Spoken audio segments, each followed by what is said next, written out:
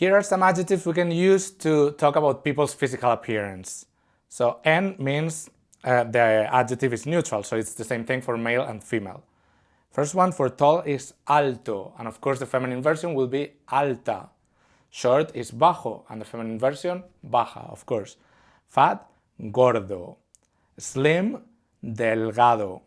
Strong, fuerte, and this one is neutral, so he is strong, él es fuerte. She is strong, ella es fuerte, same thing.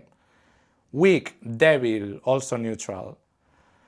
Handsome or pretty for people only is guapo or guapa.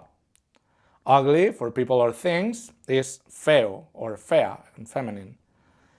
Beautiful for people or things, we can also say bonito, and this one we can also use it with things. Guapo or guapa is only for people.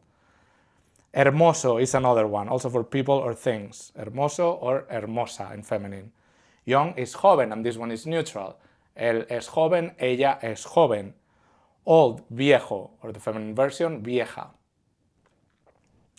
The adverbs that we use for these adjectives are muy for very or un poco for a little.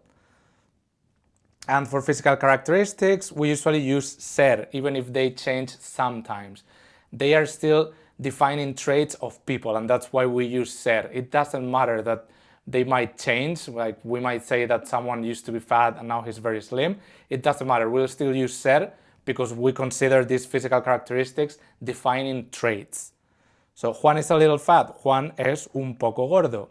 Maria is very beautiful, María es muy hermosa. I am tall and strong, yo soy alto y fuerte.